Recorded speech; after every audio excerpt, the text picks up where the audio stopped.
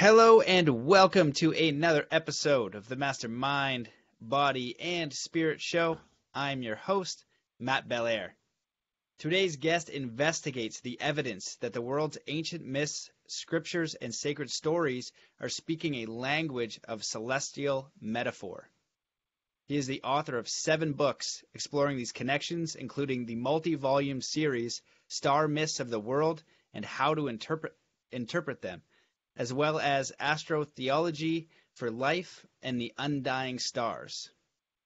He is a graduate of the U.S. Military Academy at West Point and has a master's degree in literature from Texas A&M University. He is taught in the Department of English and Philosophy at West Point and has had a love for the starry sky and for the world's ancient myths since he was a young child. Welcome to the show, David Warner Mathisen. What's up, brother? Thanks. Thank you, Matt. And it's really good to be here. Thanks for having me on.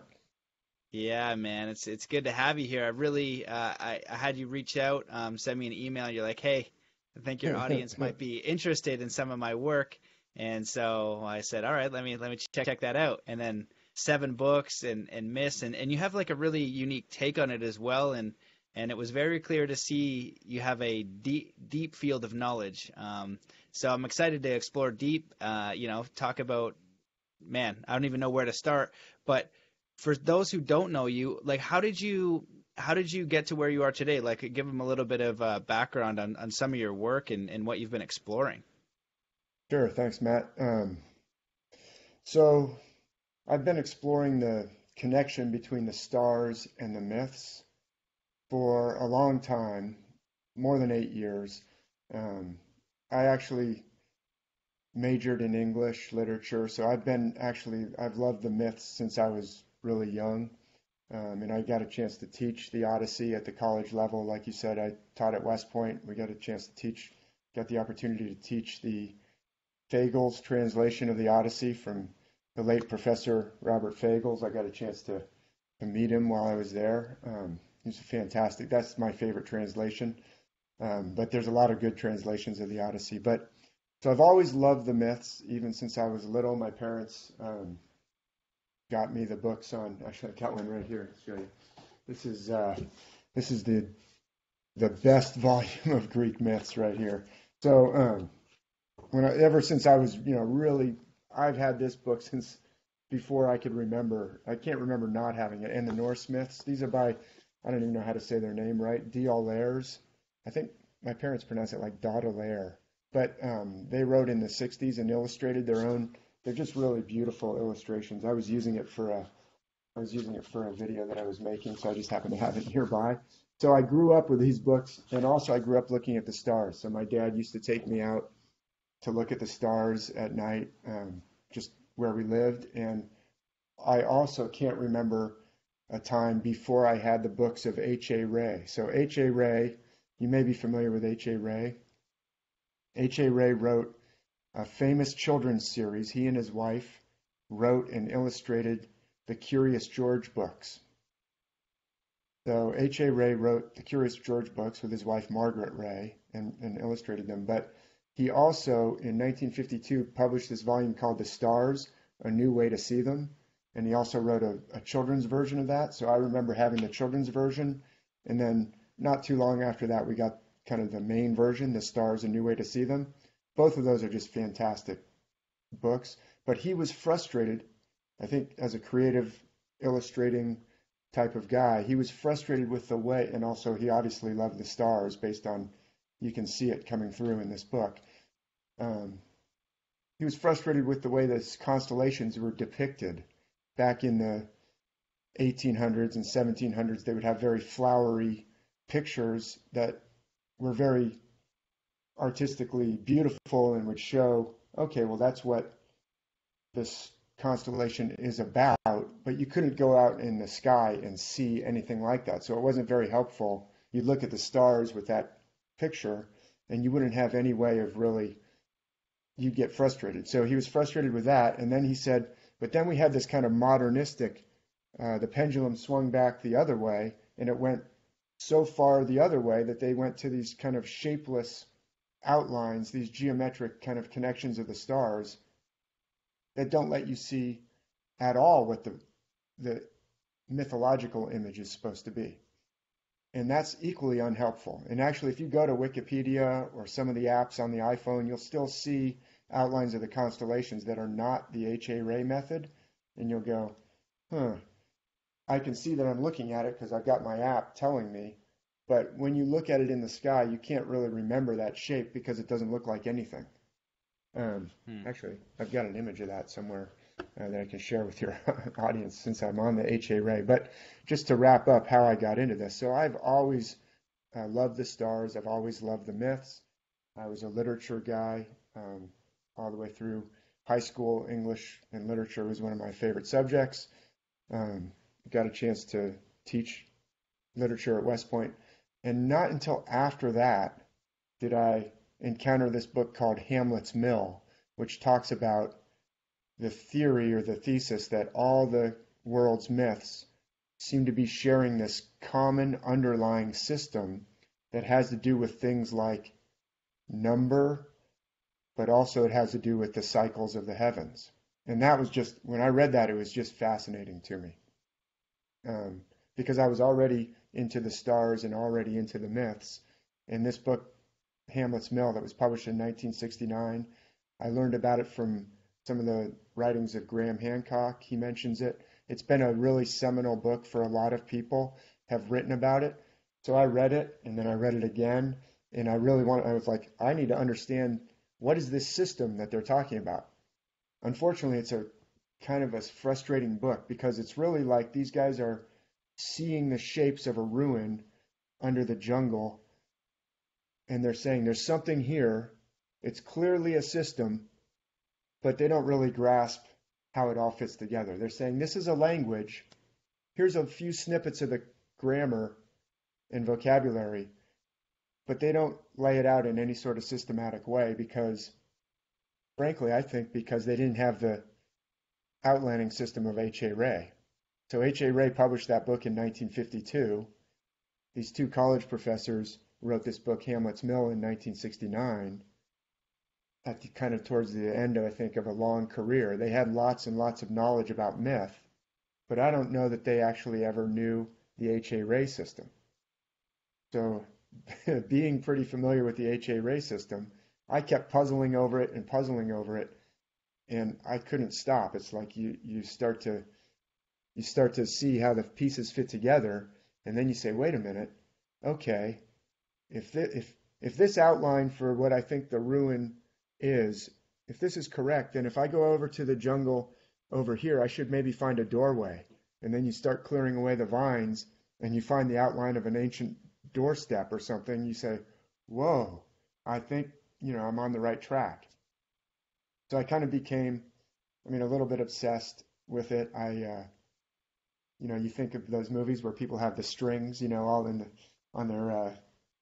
on their bulletin board with all the threads connecting here, everything. So I was kind of like that. Like a beautiful mind. You've got exactly. that little. I wasn't going to say it. Yeah. So I had to piece together the system more and more. And as the system starts to take shape, I'm not claiming that I have the whole structure figured out, but with the help of H.A. Rey's outlining system, the language of the myths becomes more clear. So I don't know if that explains how I got into it. It was really Hamlet's Mill, and then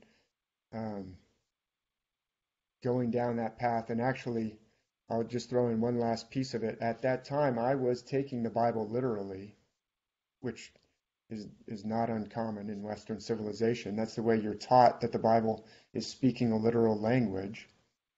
I was very happy to see these connections in the myths because I loved Greek myth, Norse myths, the myths from other cultures. But I was a little hesitant whenever Hamlet's Mill would talk about, oh, and here's a Bible story that is also based on the stars. But the more I began to understand the system, the more I could see it operating in the books of the Bible. So it's absolutely operating from start to finish in the books of what we call the Old Testament and New Testament of the Bible. So I had to go through actually a pretty major change because the more I realized that they were talking in this celestial language, the more I realized these aren't really talking about historical, literal history. It's talking about actually, I think, spiritual matters and quantum physics matters and all kinds of other things. But I think they're speaking in a different language than a literal language. So I was very familiar with the Bible when I started this as well. I mean, I was pretty serious into studying the Bible. Like on Sunday, I'd read nothing else but the Bible or commentaries on the Bible. Even when I was going to grad school, when you have quite a bit of other things to read and quite a bit of other homework, on Sundays, I would put that all aside and just study the Bible. So that was all kind of background that helped when I started becoming obsessed with this connection between the stars and the myths. All those kind of things in my past kind of contributed. So it's almost like I was being led towards this before I even knew it. So that's all I'll say about that. Wow. Wow, man, that's interesting. Yeah, thanks for sharing. I've found that just exploring what I know, and I'm really excited to have you on because I don't know very much about astrology. I know that it's a key piece of so much of what I've looked into. So ancient civilizations, everything kind of links to the stars, but I don't have a grasp of the stars. And it seems like in Sumeria and all the sacred sites, and when you start decoding, whether it's the King's List or the tablets or the hieroglyphs or whatever, it's all linking to the stars. And so I'm excited that you're on to kind of shed some light on that. And it seems that a lot of the old texts, like the myths, it's information that need to be encoded for a long period of time. It's not like they can go 1+1. This thing has to last a long time. So for me, it kind of makes sense that we're starting to wake up to this, like the real message, the science behind it, the real understanding. And it looks like this isn't all just random stuff in the stars. It looks like people are actually decoding it, and it's applicable to everything. So I guess the first question I'd ask, because there's 7 books and a wealth of knowledge, what are some like common myths, like in studying this? What is something that somebody new to this can be like a common myth, and what you're starting to piece together as like this language? What are you starting to learn about your own reality and just reality on the planet? From my perspective, the story that we're told, as in you take the Bible literally and this is fact, that for me is a bit now old school, where you can look at it from a different lens, and you look at everything from a different lens, and if it gives you more awareness, more understanding, then you can kind of code some other understanding too about your own life and about your existence, and maybe what's beyond this. So I think I might have asked you 3 vague questions in there, but I'll throw it back to you and see what comes back. So you said a lot of really good things there. So I agree with you that all those ancient king lists and ancient history, I believe that the ancients inherited this system. And we can talk about from where later on. I think your first question was really, hey, what is a myth that's a good entry point for someone who isn't familiar with this? So let me come back to that in just a second and give you one. I'll start with the one that was really kind of my entryway, the one that really started to crack my paradigm open and make me have to reconsider things. And I've talked about it before, but it's the story of Samson. And since you're into, strength and not wealth coaching, but fitness coach, you're a getting people stronger. We'll talk about Samson, who's this strong man, right? But I just want to address one other thing that you said, which was about taking these stories literally as kind of old school. I would say that in one sense you're right, but in another sense that's new school. If you think about, I am pretty convinced that the ancients thought about these things in the esoteric way, or in the way that I'm talking about.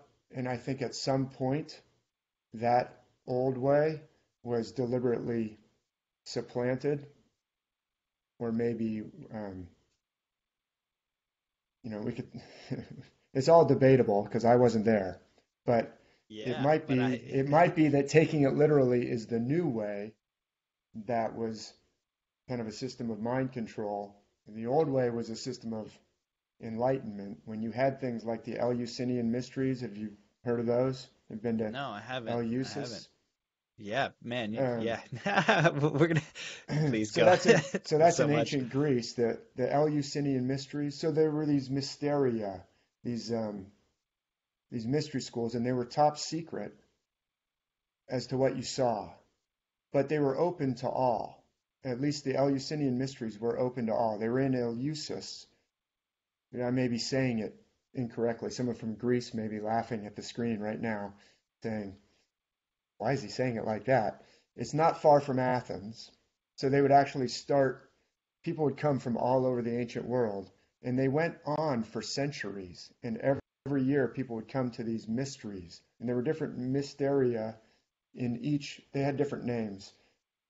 They were called mysteria, they were called a few other things. But the mysteries of Eleusis were the most famous ones, and they were near Athens. And they were open to everybody, whether you were male, man or woman, Greek or non-Greek, slave, rich person, whatever. Everyone could come to the mysteries at Eleusis, and you were never allowed to talk about what you saw there, but you could go participate in the mysteria. And everybody who did write about it, they wouldn't say what they saw, but they would talk about how it was life changing. It changed their perspective in some way. And there's been a lot of speculation as to what was it that they saw. Some people think they were taking mushrooms.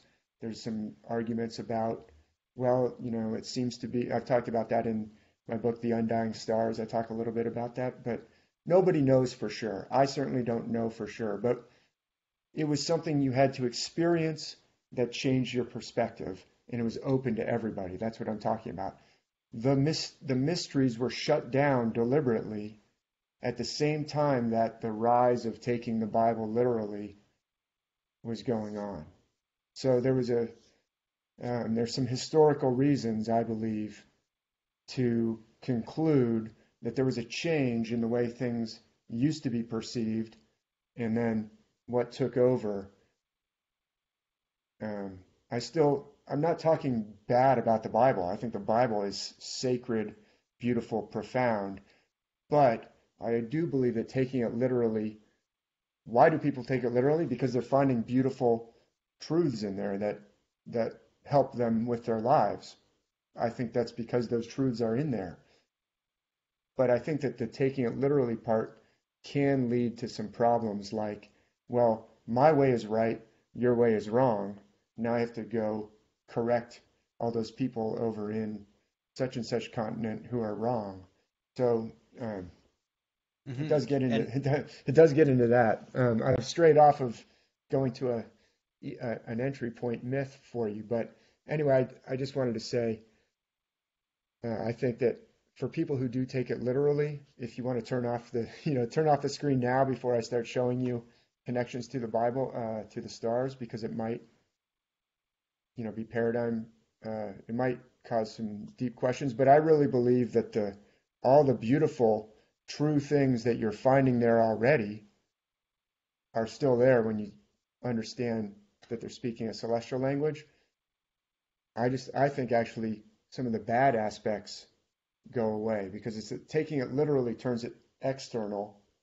It's about these, do you believe in this the way I believe it? No? Okay, well, let's have a war. hmm That when it's externalized.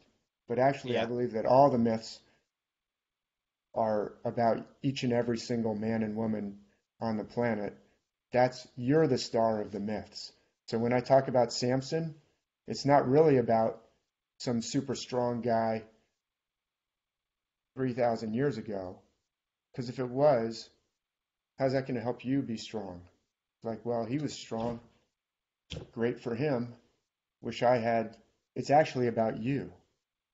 The story's actually about you. It's not about an external person.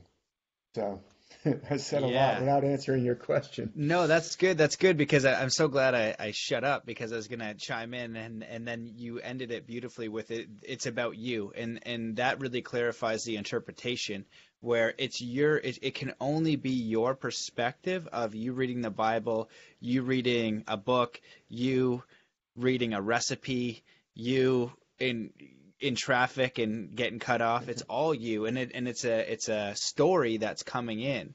And rather than saying taking it literally or taking it as a story, I think it's more accurate to say your interpretation of how you can interpret that, and some of it may be for your view, like, oh, this is a literal thing, but because of your perspective and your awareness and your knowledge, you're able to kind of decipher and weed through, kind of like what you were talking about is going into a jungle and being able to see ruins, and you're now separating, oh, these are trees and forest, and this is an edge of the ruin, and that's expanding your awareness. So I think kind of that was, for me, my resistance was people who take the Bible literally and then they go off the rails. But then there's the scientific side where people are like, no, like this thing here is a code, kind of like what you're saying. So it's both and it's the perception around it, and expanding your awareness.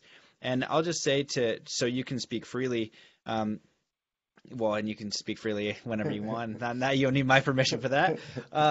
What I've been offering to people in a religious sense, a spiritual sense, in any sense, I call it like I'm going to do a video on this on like the flat Earth and just talk about the formula for truth. And so it doesn't matter if the Earth is flat. It's going to be like why the Earth is flat and why it doesn't matter.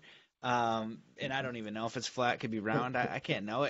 And that's part of the video is like, you don't know. If you were flown up on a spaceship and you looked and you could confirm yourself, then maybe you know. But how many people have been in that and looked, because it's all secondary information, right? And so you could believe somebody, and there could be books and books and books and stories, and even your dad told you, but if you didn't go, you can't really know 100% for sure, really. And again, it doesn't matter because you got, let's say, take the Bible literally, don't take it literally.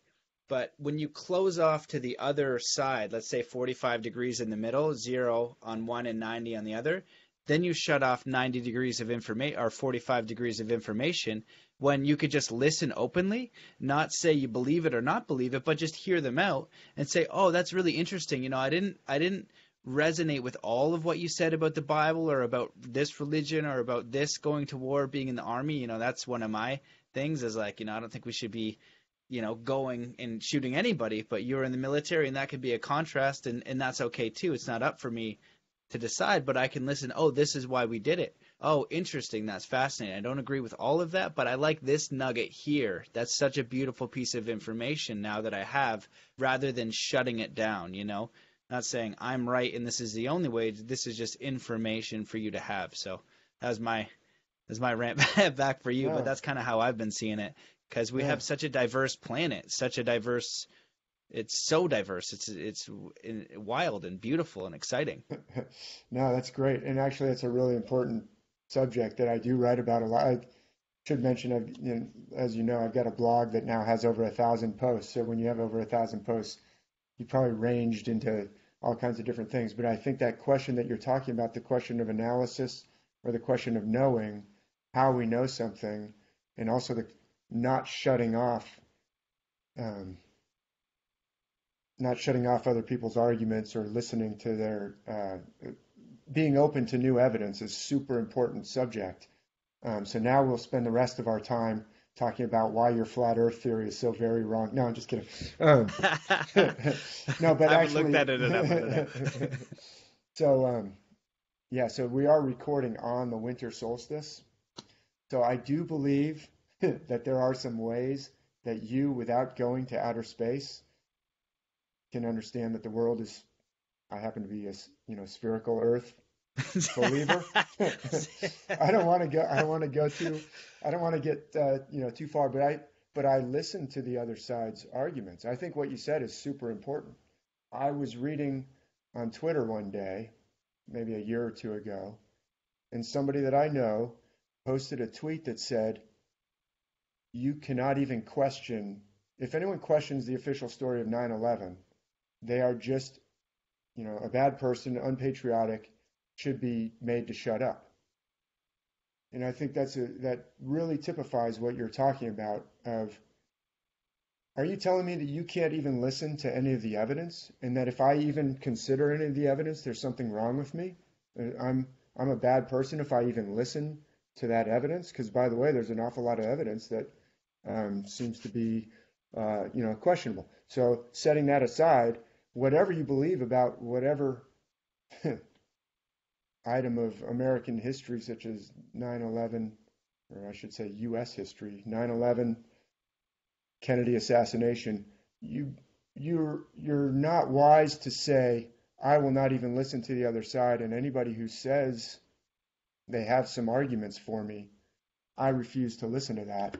That's like the people who said, when Alfred Wegener was proposing the continental drift in 1912, I believe it was, it might have been 1906 or 1912, all the scientists of his day scoffed at him and said, there's no way the continents could drift. There's all that sea floor in between them. They couldn't possibly move. And he was ridiculed, and he was basically drummed out of, any polite circles of geologists. And now, 100 years later, 105 years later, it's quite accepted. So I think what you're talking about is really an important topic. But I can't let the flat earth, I can't let you say that you can only accept it on faith if you haven't gone up in the sky. Because, for instance, we're having a winter solstice here in the northern hemisphere. You're further north than I am. But it's dark outside at 5 p.m. and even at 4:30 p.m. where I am, and probably even a little earlier where you are. It's winter solstice. But I have a good buddy in Melbourne, Australia, and it's summer solstice for him. And I really don't know how you could possibly, I'm sure some people can explain that with a complex model of how it's winter there while it's summer here. But I have actually been to New Zealand and been to Australia, and the constellations that I see here, right side up for me, are upside down there. Why is that?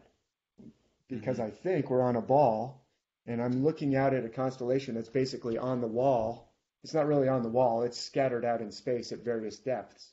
But I'm on the top half of the ball, and when I see, the poster of Jimi Hendrix on the wall, if I go to the bottom of the ball, and I'm still standing there, and now Jimi Hendrix is upside down, that's explained very well by a sphere. So I actually wrote a blog post with 12 ways you can know for yourself without going up into outer space. That's funny. I posed that question. You literally wrote the blog. Yeah, I'll definitely check it out. Well, what it reminds for people who are interested in that debate, I really don't want to go too far. I don't want to get in there either. It's so contentious.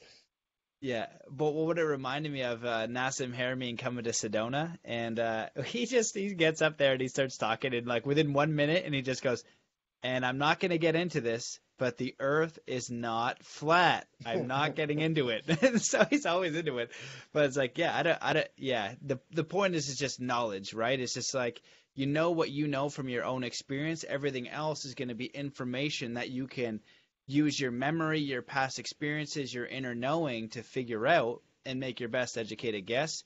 And even that, I could read your article and check it out, and that could mean something as long as my brain can come to that own conclusion. And then still, even then, things seem to shift and it can get tricky. So let's never mind that and get into your Samson, because I'm really curious about that story and some of the other myths that you're going to get into. Right on. So, but I think the thing that you said is so correct, that if I were to say, anyone who listens to flat earth stuff, I just won't associate with you. I mean, how wrong would that be? It's like saying you cannot consider 9/11 or you're a bad person. If you consider anything outside of the mainstream on that, there's something wrong with you. Well, if you're telling me that, then I'm super curious to know why you're telling me I better not check it out, right? Hmm. Like, what? It can't stand up to investigation? Is that why I shouldn't look at the other side? Okay, so let's Hmm. get into sharing the screen.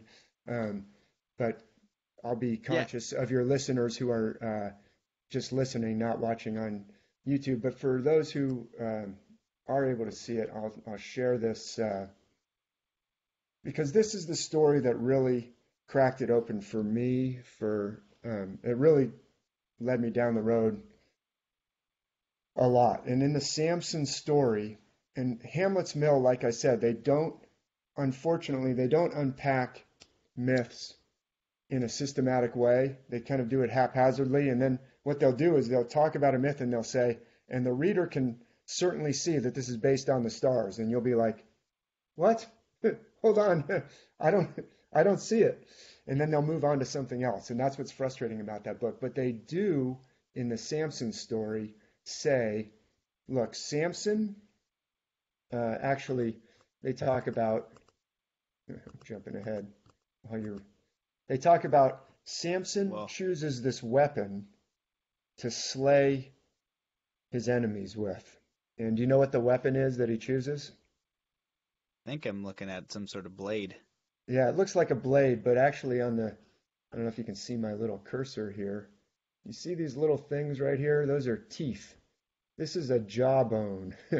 So Hmm. there's just a statue. Obviously, it's not the text doesn't come with pictures, but the biblical text itself says that Samson reached out his hand and took the jawbone of an ass, the jawbone of a donkey, and uh, and slew 1,000 of his enemies with it. So it's a pretty violent, graphic statue, I think from the 1500s.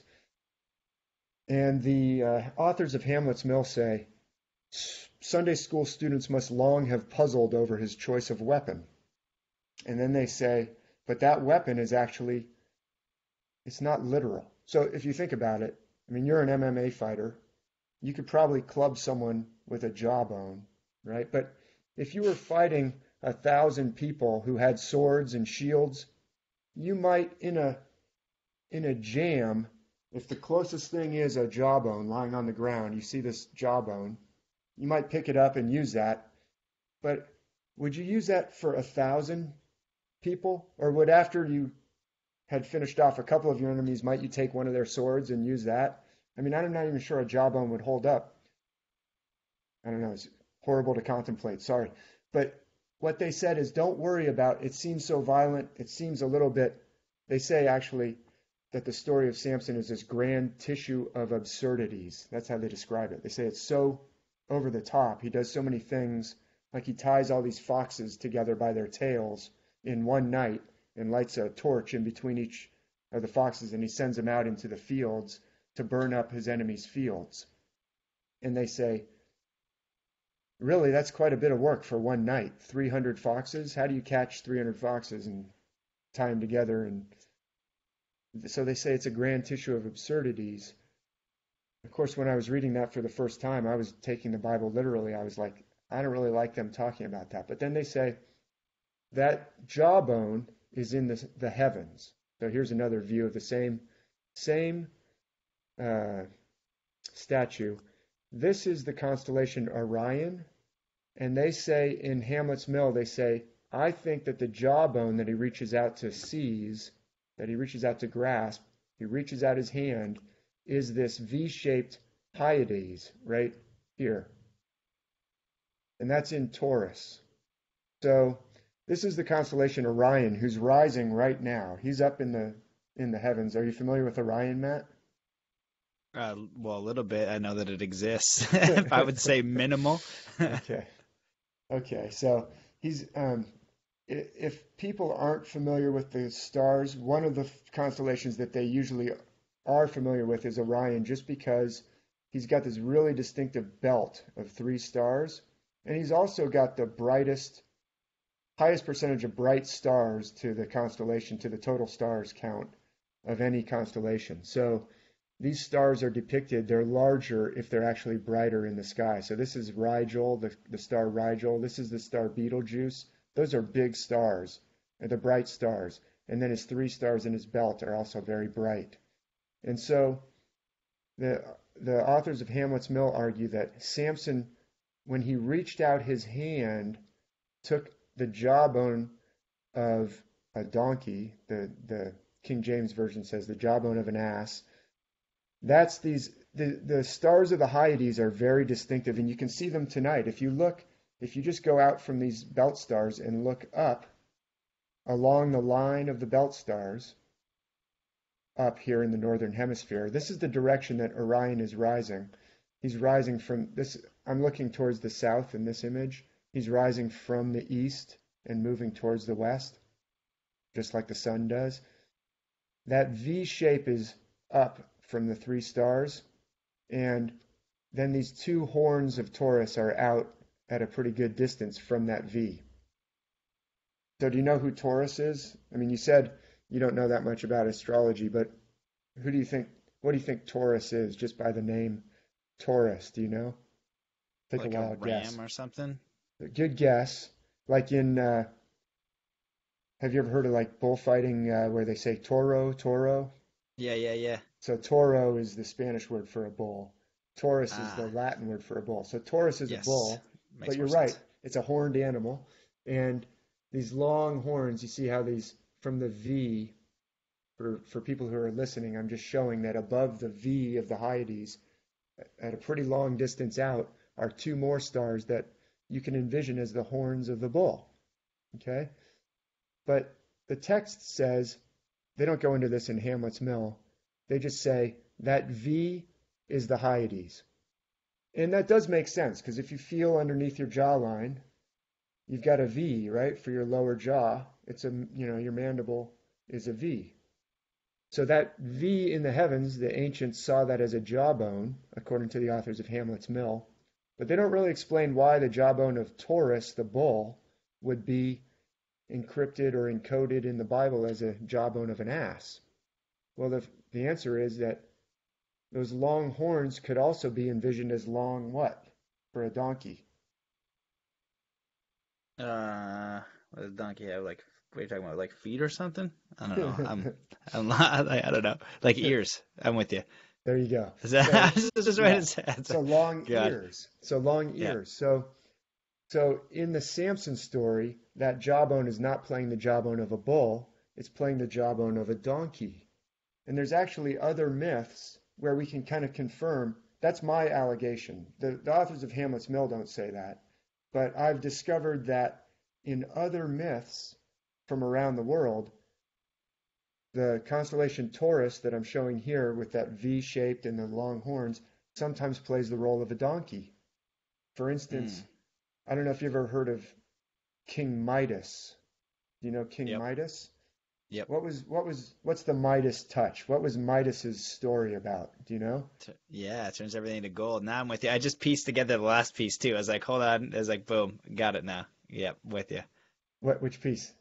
Oh, just so with the Taurus having the ears of the ass. So when you hear that, when you're reading story from different places and they're using that as a term, now you can associate it with that star system. Maybe. Right. So that's a clue. Maybe. So Right, one of the distinctive features of Taurus is that it's got these long horns or could be long ears. So Midas Right. was given, the god Dionysus in most versions of the story says to Midas, "Hey, ask for anything. What do you want?" And Midas says, he's already very wealthy. He's a king. He says, I want more gold. In fact, I'd like it if everything I touch turns to gold. So I can walk over to my kitchen, turn the chair to gold, right? Or to Bitcoin. I'm just kidding. So, so he's walking around turning things to gold, and then he tries to take a sip of wine, and it turns to gold in his mouth, and he's like, "Whoa! I almost choked. That wine almost turned to gold and choked me." And he tries to take a bite of a piece of meat, and it turns to gold, and he almost breaks his teeth, and he realizes he's in bad trouble because he can't eat anything. Everything he touches turns to gold. So at first he was overjoyed. It turns out Midas is a really foolish figure, right? He made a really bad choice. And in another story, another version of the Midas myth, he judges a contest of music playing between Apollo, who is the god of music, among other things, and a satyr, or a goat-legged, a guy with a body of a torso of a man and the legs of a goat. And Midas awards the prize to the satyr instead of to Apollo, the god of music. Right? Bad exhibition of bad judgment. He didn't judge the music contest correctly. So Apollo said, "You are really hard of hearing, Midas.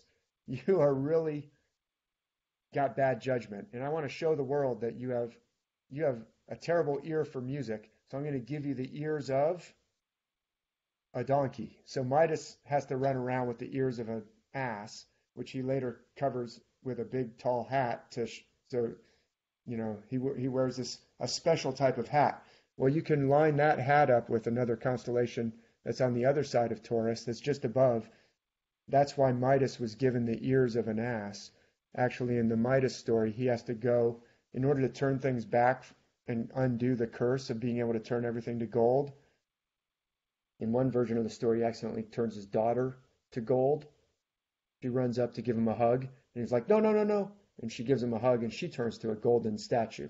So then he goes to Dionysus, or he goes to the gods and says, "Help, I've made a bad choice. Will you please have mercy on me?" And they say, "Sure, you need to go wash in this particular river.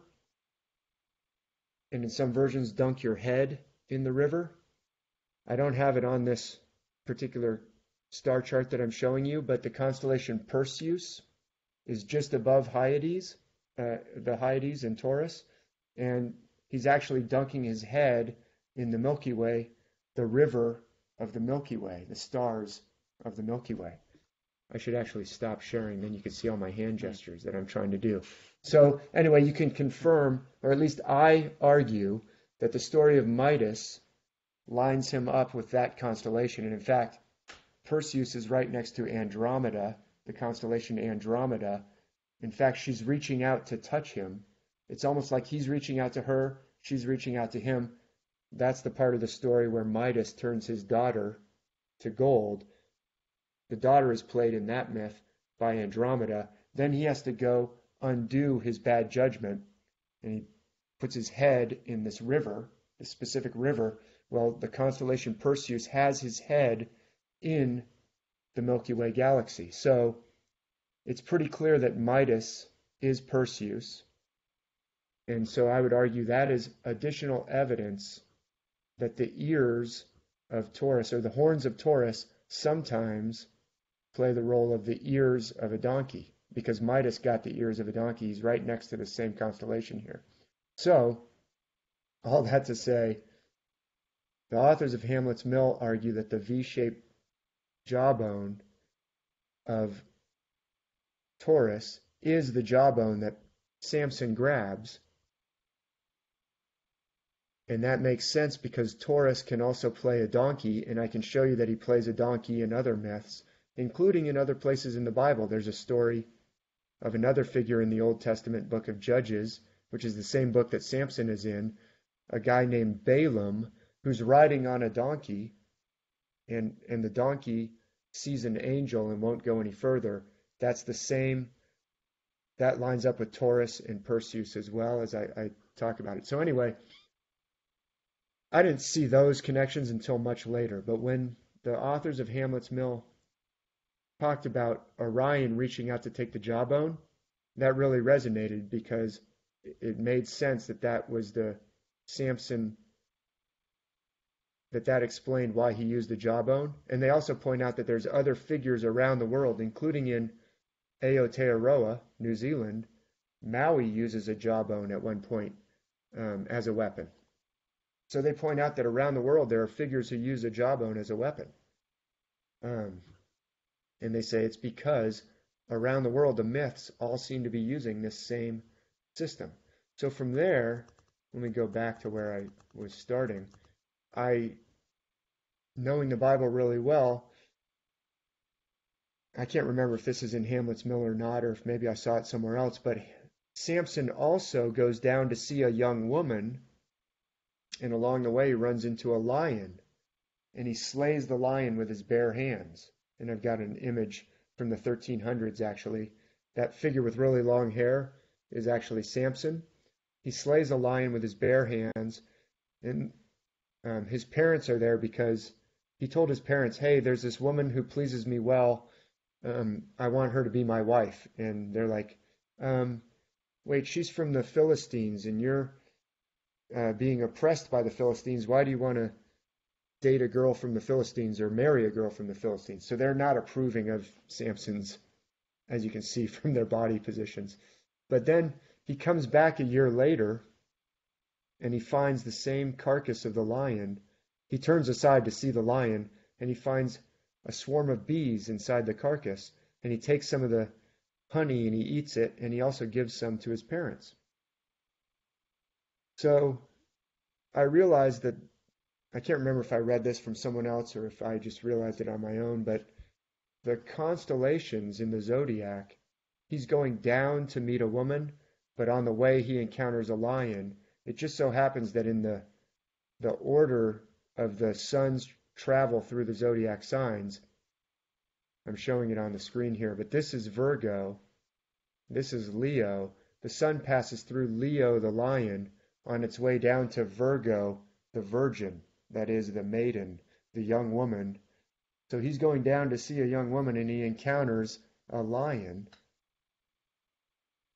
It's in just the right order for the constellations. And then he comes back later on, and he finds honey. And it just so happens that, I'll show you just with this pointer, he comes back a year later. The constellation right before Leo is Cancer the crab. I'm showing it on the screen for people to see it on YouTube. You can see that Cancer the crab is right in front of, here's the mouth of Leo the lion. Can you see that okay on your screen? Yeah, it looks good. Yeah, so right inside the head of Cancer the crab is this beautiful cluster of stars. You can see it on a clear night if you get away from the city lights. You can even see it now if you go out late enough in the night and you know where to look. And the best way to look is to look in front of the mouth of the lion. You can see this cluster, and it happens to be known as the beehive cluster. So that cluster of stars is the beehive cluster. Samson comes back to the lion later on, that he met on the way down to a woman, by the way. Leo is in front of Virgo. Then he comes back and gets he finds a swarm of bees in the lion, in the carcass. He takes the honey, and then he makes this riddle out of the mouth of the eater. He says, out of the eater came something to eat, out of the mouth of the beast came something sweet. I'm not saying it exactly right, but it's in the book of Judges, I think chapter 14. Anyway, I realized, this is clearly, you might say it's a coincidence if you say, well, he was on the way down to meet a woman and he encountered a lion. That could just be a coincidence, but you come back and then you find honey, and right in front of the lion is another constellation, Cancer the crab, that has the beehive cluster. And the Bible actually says a swarm of bees and honey. There's a swarm of bees in the constellation Cancer the crab. So that is one example of how a story, and there's actually much more in Samson that lines up with other constellations, and I talk about that in one of my books, Star Myths of the World, Volume 3, which is all about star myths of the Bible. But that was one of the first ones that really made me say, okay, I at least need to consider, we were talking about considering other arguments. I was not really open to the argument that Samson was a mythical figure based on the stars. I was open to the interpretation that Samson was miraculously given strength, which I can accept that, right? If there's an all-powerful, almighty, could the all-powerful, almighty give Samson superhuman strength? I think so. So I could accept that. I wasn't super open to the idea that Samson was a constellation or was envisioning the cycles of the heavens, but I had to look at the evidence. And then I saw another one from the book of Revelation. I won't get into right now, but pretty soon I started to, like you pull on that thread, if you pull it too far, you may find something that you didn't expect to find. Or it's like Gandalf says about the dwarves in Moria. If you delve too deep, you might wake up some things that you didn't expect to wake up. So I delved really deep and it changed my whole perspective. Anyway, now we got 10 minutes left and I only showed you one myth, but No, we can. There's definitely no time zone unless you've got places to be. So that's interesting because it was a very, I was able to watch the screen. So for those of you who are hearing this, you can check out the video that'll be on YouTube. Um, you're watching it, and for me, it's like, okay, paying attention, and then losing you a bit, and then boom, okay, that makes sense. So to kind of recap where I'm at with it, you're finding these stories and myths, and they're all linking to the stars, and you're finding the constellations, and you're piecing things together. So I guess it naturally leads to, as you keep piecing these things together, what's the scale up? Like, what is the meaning of these myths? What is the purpose of knowing that it's the stars and just these myths? Like, what information have you come back that has either changed how you view reality, or expanded your awareness, or just or have you like looking at other rabbit holes and questioning different things? Like we talked a little bit about Shakespeare, which I only realized was a rabbit hole in itself. I didn't know that was a rabbit hole, and so apparently it is. So for when you're piecing all these, when you find that the myths are for astrology, what are you concluding from that? Are you coming up with any theories or thoughts on existence and how the world is actually working, or how is that changing how you perceive the planet and yourself? I guess if it's ultimately you. I'm glad you asked that question. So, um, I believe that the myths are talking about things like getting in touch with your higher self, all those things that you're talking about, in some of your other interviews that I've heard you do. I believe they are guides to help us with those types of things. So, you bring up Shakespeare, and you mentioned before we were talking, I said, "Oh, have you heard of Alan Green?" And you said, "Yeah, that's who was saying all these amazing things about Shakespeare." And I've met Alan Green a couple of times. I was presenting in this conference it's called the Conference on Precession and Ancient Knowledge. And Alan Green's close to, I believe, the people who put that on. I mean, he knows those guys personally, but he also has something amazing to present. He was there at that conference that I was presenting at, and I was just in awe of A, what he was talking about, and B, his presentation skills. I mean, what he was talking about was so amazing. It blew everyone's mind. He got a standing ovation, like it was spontaneous standing ovation. Not only does he have something amazing to present, but he knows how to make you understand it. It was such an amazing presentation. And I met him again. I was at the what is it? Contact in the Desert down in Joshua Tree. Was that this year? I was there. Yeah, this year you Oh were? shoot! Right Yeah, on. yeah, I was there. Yeah. Yeah, so I was there and I saw someone wandering around. I said, "What, Alan?" And he turns around and he goes, "Dave," So, I met him again down there and got a chance to talk to him. But and I've heard him a few times since then, like on Grimerica. I noticed that you were on Grimerica a few weeks ago or just recently. I heard him on Grimerica.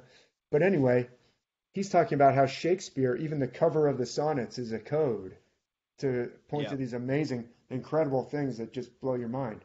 Well, I believe that what I just told you about Samson fits into this worldwide language, or if you want, code, that all these myths are speaking.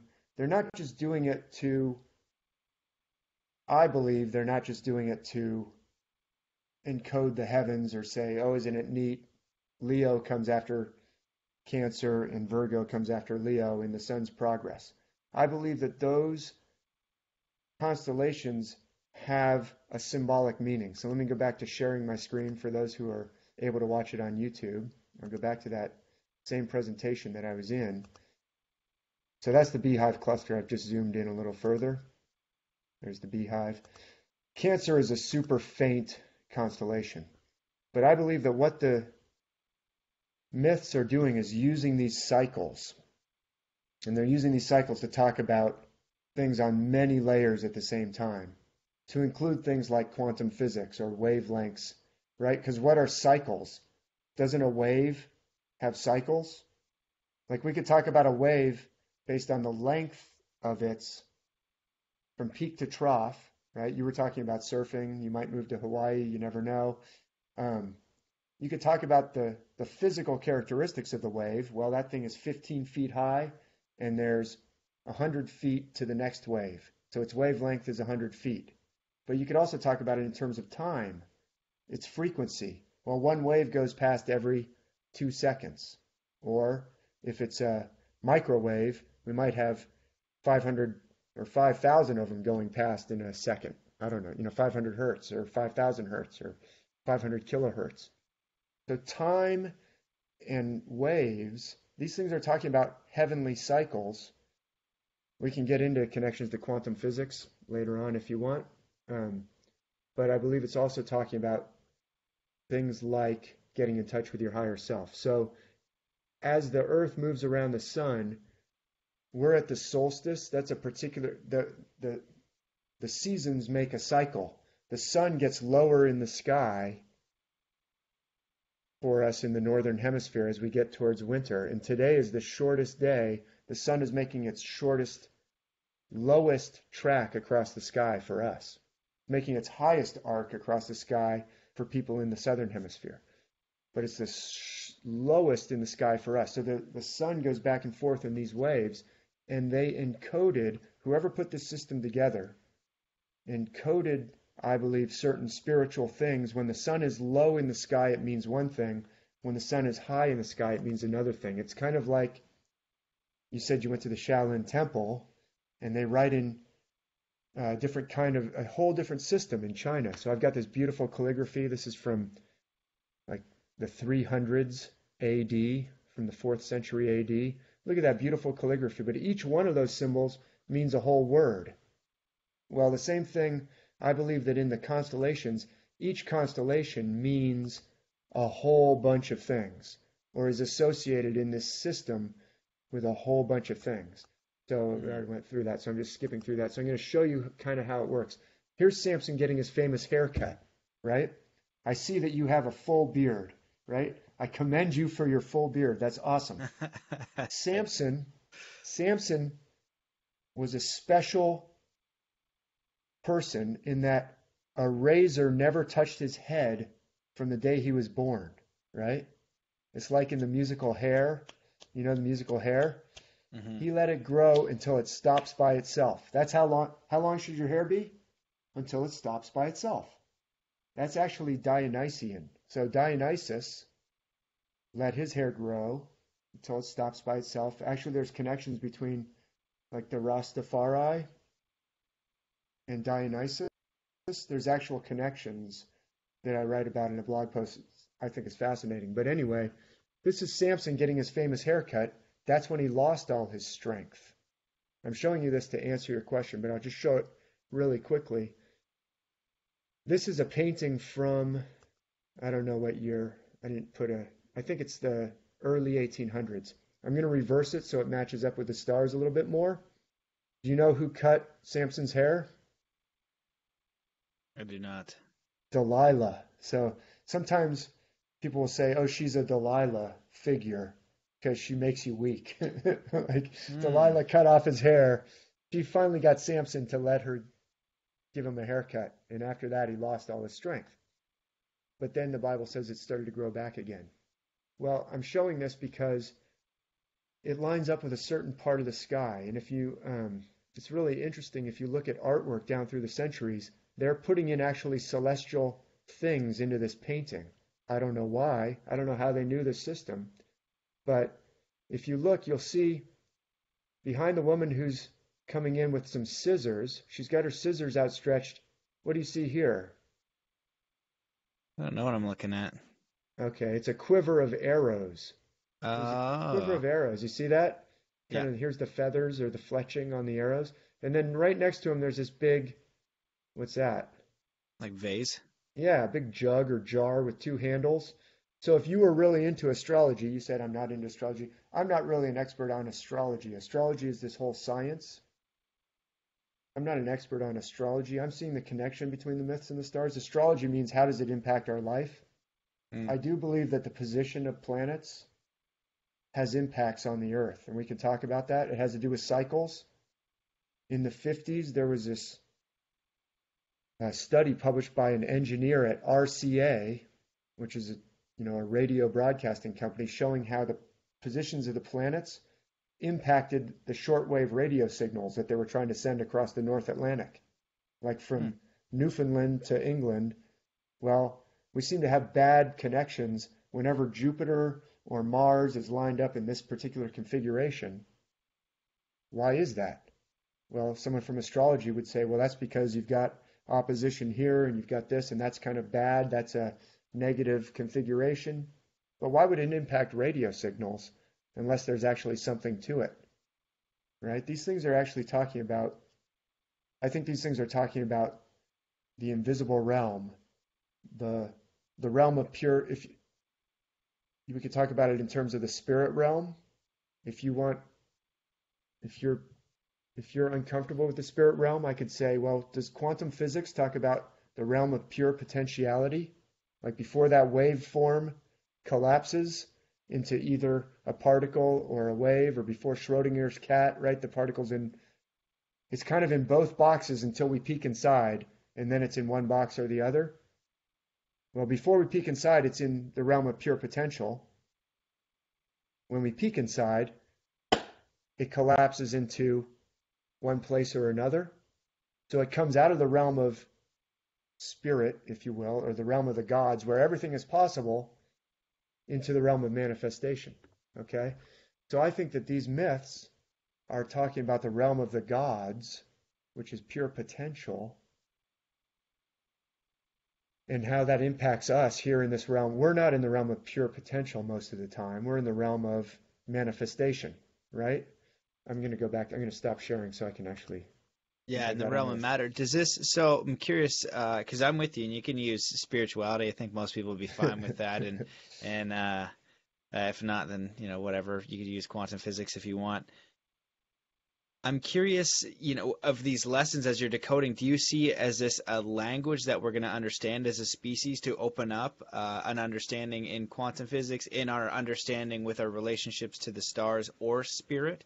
And have you gone through any of these myths that it's like, oh, this is the lesson, do this and you have access to the spirit world, I don't know, like meditate more, or if you do if you work out, your body will be healthy. I don't know, did it give you any understandings or lessons that you've decoded for yourself? And I guess I'll start with that. And then do you see if we can kind of unpiece this language, what the potential of understanding it is? Because like, where does this language come from if they're in the Bible and in all the ancient myths, and it's linking to the stars? What the heck is the point of that? What are they trying to teach us? What do you think? Yes, yes, and yes. So that was a great, excellent two-part question. So yes, I have been able to decode at least what I believe is one layer of what's going on. I think the myths are speaking on many different layers at once, probably so deep that the layers are bottomless. You could keep diving into them. But that's what why am I writing about it? To try and help people to be able to decode them for themselves and get at the lessons, not the lessons that I say they are, but to go to the myths for yourself. The more you understand the language, the more you can say, oh, I'm going to go, I'm from the uh, New Zealand, and I know of this story that my grandmother used to tell me that Dave doesn't even know about. but I'd like to find out what it might mean. But now, once you start to understand how to write Chinese characters, you can find a new piece of text that was written in Chinese characters. If you read Chinese, you'll say, oh, I always wondered what that said. Now that I've started to learn how to speak Chinese and read the characters, I can read it for myself. So once I know that, well, this part of the cycle typically talks about, or this constellation typically lines up with these sorts of things. Well, in this story that I'm reading, there's a jawbone. Well, that probably lines up with Orion or Taurus. Well, what does that mean in the code? So what I was driving towards before I got off on the quantum physics with that picture of Samson getting his hair cut is I was going to show you that code, and then I got a little sidetracked by talking about quantum physics because I believe it's talking about all these things at once. I believe it's talking about the invisible realm. You are getting in touch with the invisible realm when you do disciplines like meditation or qigong or chanting or breath work, all these ancient things that were ancient disciplines, yoga, that were left to humanity for our benefit. I believe if you enjoy those practices and find good benefits from them, why wouldn't you also want to go to the myths that are talking about those same things? It's like humanity was given this inheritance of these myths. In the same way we were given, different cultures were given yoga or Tai Chi or whatever, they've been preserved. I believe that the ancients were using these. How did the Egyptians do all that? I think they were in touch with this knowledge is in there for our benefit. You can use it for bad things too, okay? There's shamans that might be doing, you might go to them in order to gain power over your enemies. But in these different things where people like Midas are asked, hey, what do you want? You're not really supposed to use them for, if wealth is all you're after, like you go to the divine realm, Dionysus comes to you and says, what do you want? And Midas says, I want to be richer. I'm already rich. I want to be richer. Dionysus is like, that's not really what the divine realm is for, but I'm going to give it to you. Have at it, Midas. There's another passage where Solomon in the Bible is actually asked the same thing. Solomon is in the Bible, he's the figure. Samson is the strongest, but Solomon is the what? Richest? He is actually super The weakest? wealthy. Yeah, I thought Solomon was rich. I think, right? He is wealthy, He's but rich he's and known for weak. being, he's the wisest. Oh, the He's wisest. actually the Okay. wisest. So I gotta up he my says, game here. That's all right. That's all right. That's why you're here. But he's actually given the same choice, and he says, I'm the king of this people, countless people depend on me, and yet I feel like I'm like a little child. I don't feel up to the task. Could you please make me wise so that I can help the people?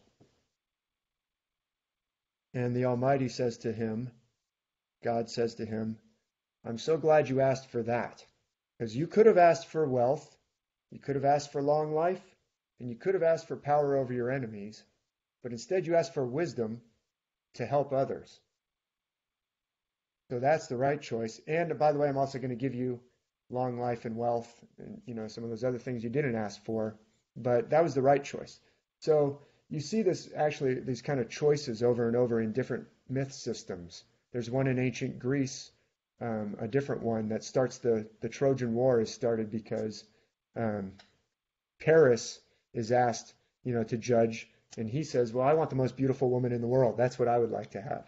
And then she happens to already be married, and that's how the whole Trojan War starts. But that's in the Iliad. So I believe that the purpose is for beneficial purposes, but as the Solomon story shows, you can also use it for power over your enemies. And it could be that some people like to use it for power over their enemies, and they just assume you don't know about this system, right?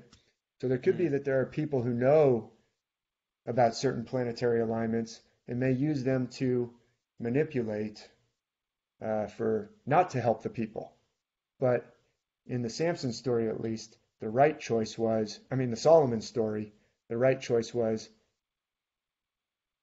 you go to the other realm is really to help others, to gain wisdom, but not just wisdom to get rich necessarily. That comes along too, right? So God says, hey, I'm glad you asked for that. And those things aren't bad, a long life or wealth. Those things aren't bad. I'm also going to give those to you. You didn't ask for those. He doesn't say, I'm glad you didn't ask for a long life because a long life is a bad thing. He doesn't say that. He doesn't say wealth is a bad thing either. But as we saw in the Midas myth, that shouldn't be the primary reason that we're using the wisdom that we find in these myths. But anyway, so what I'm driving towards, I'm not trying to preach to people. Go to the myths and see what they say. I don't pretend to interpret them for you, but I think that if you learn their language, then you can go and see what they have for you. And I think that one thing that they do have is, so I'm going to go back to showing this presentation. Let me just, in the interest of time, show you some, this this angle of Solomon's body. Solomon. I brought in King Solomon, the wisest, and go back to Samson. The angle of Samson's body in that painting, and the way his toe is hooked over, and the way his knees are portrayed, I think that artist is telling you he may line up with, this is Scorpio in the heavens. I'm just going to move through it really quickly to show you the code. You can see even he's got a toe even hooked over his leg. Now you see he's actually lying between the knees. The Bible says he's lying in the lap of Delilah. This is Delilah here. She's calling in someone else to cut his hair, but she's saying, hey, cut it like this. But you see, I pointed out that the artist, looking at the text, knows that Samson's lying in her lap. Well, right above, here's Scorpio for people who are just listening. I'm showing Scorpio lining up with Samson, who's lying in the lap of Delilah. So the figure who's just above Scorpio in the sky is a constellation called Ophiuchus. Ophiuchus actually means the serpent handler. The serpent handler. And you can see he's holding this. The stars look like the outline of a serpent that he's holding. You see that on either side of him? Or her. Yep. All these constellations can play a male role or a female role. So Ophiuchus, in this myth, I believe probably lines up with Delilah, because you see he's lying in her lap, in between her legs, and she's calling in another figure right here that I've indicated with a yellow arrow for those who are watching on YouTube, who's coming in with her hand extended here, carrying a scissors. And just across from Scorpio in the night sky, for viewers who are really familiar with the stars, you might know what I'm driving at already, but the artist has put in a little extra detail just in case. There's a quiver of arrows there. So there's a constellation who's near to Scorpio who's associated with arrows. In fact, the name of the constellation comes from the Latin word for arrows, and that is Sagittarius. So there's Sagittarius, and you can see the angle of this is actually Sagittarius's bow, but you see how it's being held at a certain angle from the body? So the bow, I think, is actually, apparently, the ancients also may have envisioned that as a pair of scissors. Anyway, this artist has basically put the pair of scissors that's going to cut Samson's hair in the exact same position as the bow of Sagittarius. And there's even this little bench right here that the artist has put in. See this kind of distinctive two-legged bench that Samson is leaning against? Mm-hmm. So those who are listening, it's to the right of Samson as we look on the image, because I've actually flipped the image. But right in front of Scorpio in the sky, so for viewers who are familiar with astrology and the path that the sun takes through the zodiac, So if Sagittarius is on the left side of Scorpio, as we're looking towards the south from the northern hemisphere, I think we have hemispheres, but you could argue with me on that. But from the northern I don't hemisphere, know. we look towards the south to see the zodiac. So on the other side of Scorpio is Libra. Libra is the balance or the scales, and you see how it looks in the night sky? Let's go back to that bench. Remember, I said I think that in that painting, the artist is envisioning Samson as Scorpio, about to get a haircut from Sagittarius coming in from his left. He's lying asleep in the lap of Delilah, right here, Ophiuchus over his head. And the artist has given us even one other clue, this bench with two legs. Whoops, I'll go back. Back. See that bench? Does that not look like the outline of Libra?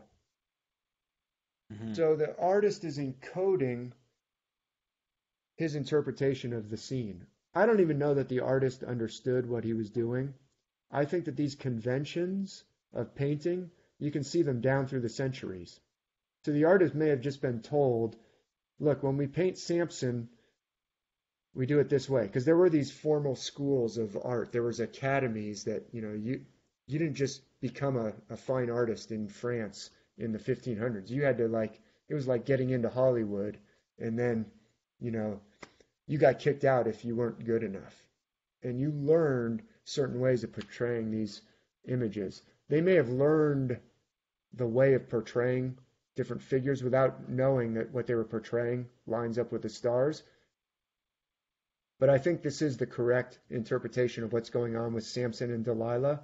In other words, I think it's happening at the part of the zodiac wheel that corresponds to Scorpio, Sagittarius. In other words, the bottom of the year, which is the day that we're talking on right now, the winter solstice. Okay? So let me cruise ahead. Oh, by the way, Samson has the 7 locks of his head. It's talked about in the Bible. She sheared off the 7 locks of his head. If you look at ancient artwork, this is the sun god Helios. He's got 7 rays coming out from his head. If you go to the Statue of Liberty in New York in the harbor, you can count that she has 7 rays coming out of her head. Here's an ancient mosaic of Apollo. That those of you listening, it's an ancient mosaic showing Apollo. He's got 7 rays coming out of his head. So the 7 locks of hair that get shorn off, it's the sun traveling through different parts of the year. Why would the sun get his hair cut on the winter solstice? Well, it's the time that the sun is the weakest. It's at its lowest point. It's the shortest day of the year. Night is really dominating, right? Oh, there's Hamlet's Mill. So, there's H.A. Ray. My goodness. Let me get to the right. Okay, here we go. It's the next one. I was talking about how much better the H.A. Ray outlines are. They're way better. But here's the outline of the year. This is the way it's portrayed in astrology. But this is just a shorthand for what the sun does throughout the year. These are the way this one is arranged. Here's Virgo, here's Leo. Remember, Samson went down to meet the woman. But in this part of the year, what happens is the sun, as it goes through the year, we have an equinox. We just crossed over the equinox. The lower half of the year after the equinox, the days start to become shorter than nights, right? We know that in some part of the year, nights are longer than days, and in some part of the year, days are longer than nights, right? With me on that? Mm-hmm. So this, I'm just showing the sun. I'll move along here, but I just want to show you the code. The sun is plunging down lower and lower. At this point here, it's reached Sagittarius, and it finally reaches its lowest point on the winter solstice, the day we're talking. And then what happens? It turns back up again.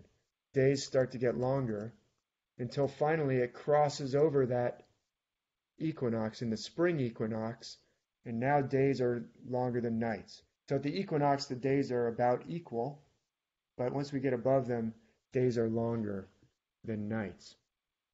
So that upper half of the year and lower half of the year I believe the system is encoding.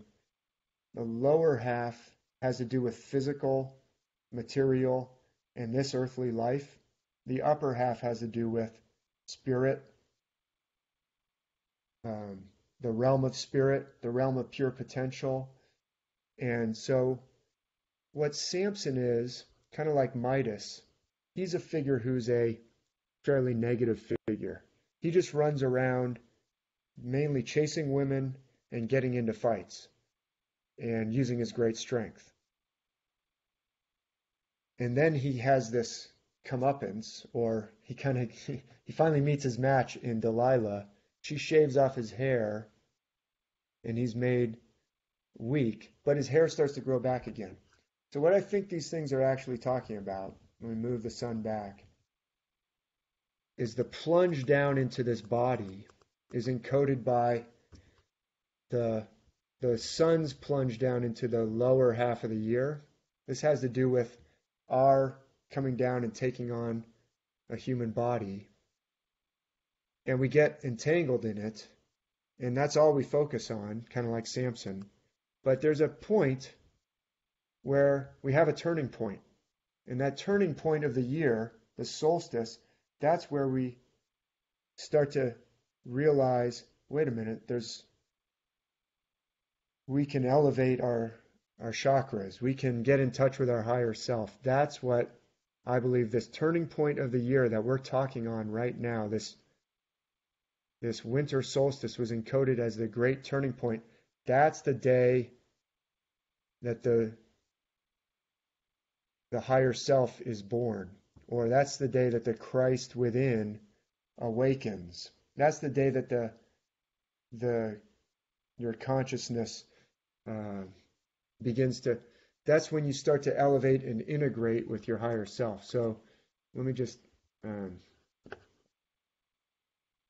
I'll stop talking and let you kind of respond to that. But that's what I believe. If you can understand that, okay, this part of the Samson story, there's all these winter solstice symbology. We've got things that appear to correspond to Sagittarius or appear to correspond to Scorpio. At the bottom of the wheel, the lowest point, the sun getting his hair shorn off, but then his hair starts to grow back again. It has to do with getting in touch with your higher self. So I'm just going to zip down to Krishna and Arjun and getting in touch with your higher self right here. And then I'll just stop. I'll stop sharing and we can talk about that. But that's what long answer, because it takes a little while to unpack the code. You're not going to learn Chinese. You're not going to learn to speak Chinese in a half an hour. You're not even going to learn a few characters. It takes years. But I believe that if we learn the language that they're speaking, then you can learn what they're trying to tell you. And I think they're trying to tell you things that have to do with getting in touch with spirit, your higher self, all the, being accomplishing the mission that you're down here to accomplish. That's what I think that they're talking about. Wow, man, dude, that's a lot. It's fascinating. And for those who are listening, I highly recommend checking out the photos. And I appreciate you taking the time to show all of the imagery and the links, because a lot of the information today is out there and people are just saying things. You're backing this up. This took you years to understand. You're showing each individual part. So saying, hey, look, like, you can't look past that. And then ultimately we're going to go, okay, look, this is how you read. So now you can read books. This isn't just here's the meaning of the book. Here's the meaning of the book. So I had a lot of thoughts on that, and I'll kind of ramble off and I'll throw it back to you, because I'm glad we're getting into Krishna now. So when we understand the code, are these in the sense like Zen koans? So there's Zen koans on surrender. So one of the ones that I can remember is the story of the farmer, and his son is on the horse one day, and the farmer's out there, he's out, and the horse runs away, and then his neighbor comes. He's like, "Oh, what bad luck! Your horse ran away." He's like, farmer says, "Maybe."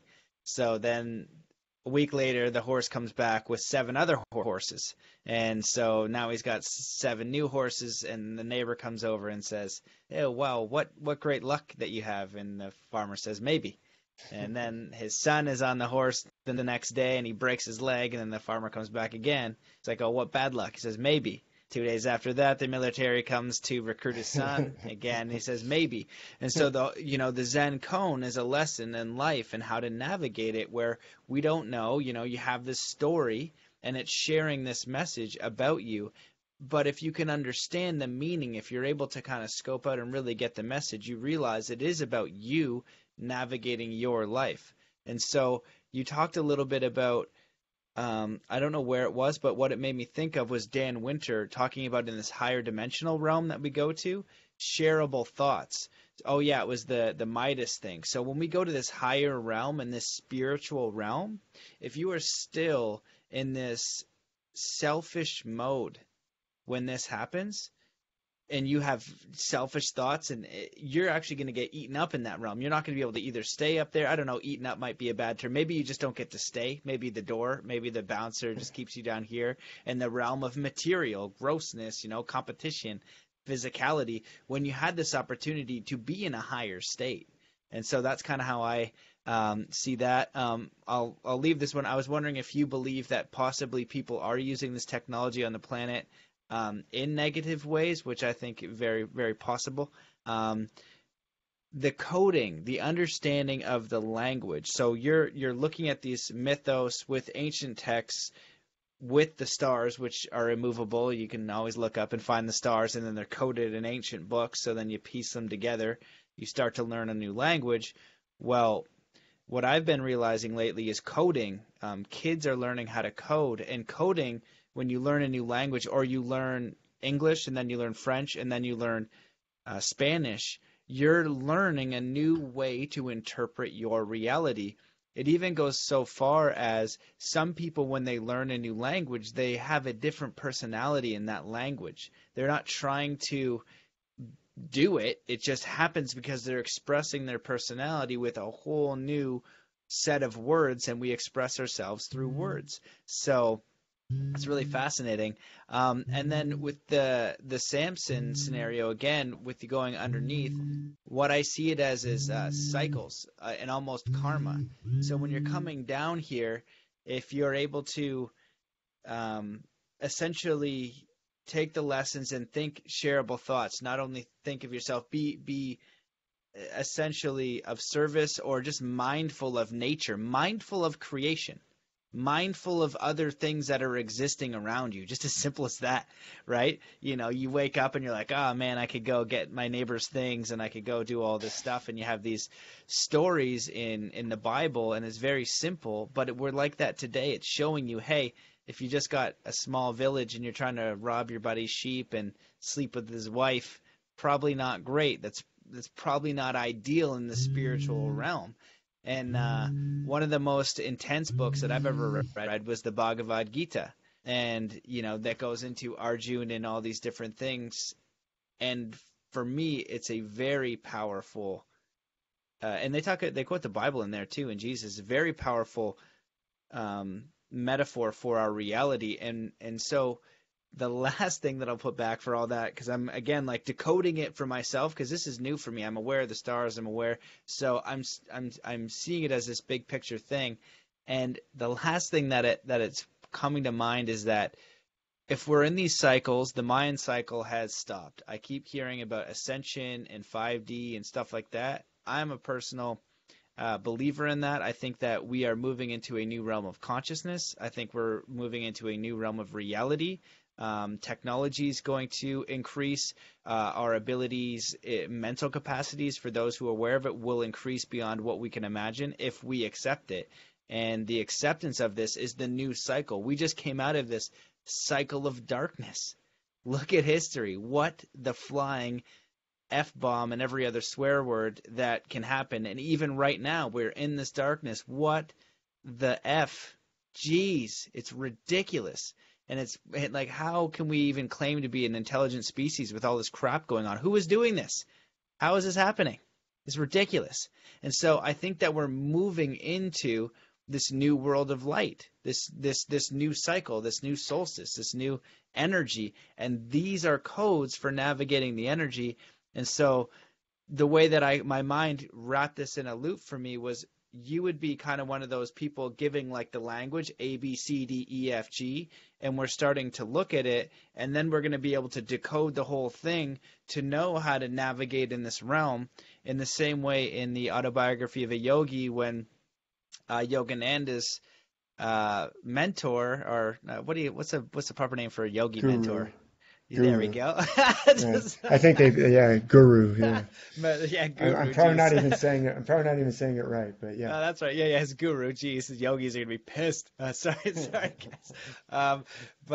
Yeah. So his guru, exactly right. Yeah, totally. I resonate with Sifu. Yeah, totally. His Sifu dies, and he says he's gonna die. Comes back, and he ascends, and then he comes back like 3 days later, just like Christ or whatever. And Yogananda's like, "Oh my God!" Gives him this huge hug, and he starts talking about the next realm.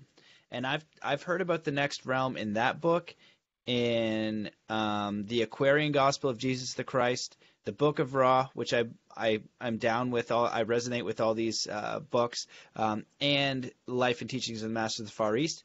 All very similar, and actually in the Bhagavad Gita. If you want to test your spiritual knowledge, read that book, because sweet bananas, that was like, sometimes it was like 2 pages take me half an hour. I'm like, wow, it's a lot.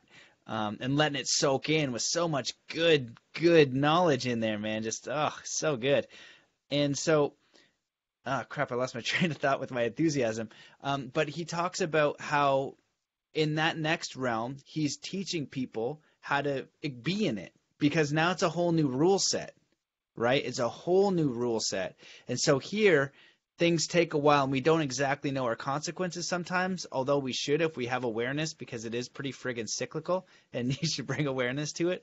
But in this realm, it's a whole new game, and I think that we might be moving into that game, and these are going to be codes that we need to play it, to let go of this old stuff and then start to learn the new lessons, because we're going to have bigger consequences. Like I've heard, your thoughts will manifest pretty much instantly. If you Dan Winter has the physics on a shareable wave. A shareable thought has a different frequency than a competition thought, or a I'm going to kill you thought. It has a different physics wave, and you can't be up there. You're going to kind of implode. You kind of explode yourself out of the picture. So that's my enthusiastic rant on everything that you just gave me. Maybe, I was just curious if you took all these star myths, and I would love to have like the cone lesson, like the Samson story. You're in this realm of 3D. I think really for the bottom line for me is just like spiritual. I was like, just don't be a dick. Don't just be a selfish dick and just think about yourself all the time. Just, figure out who you are.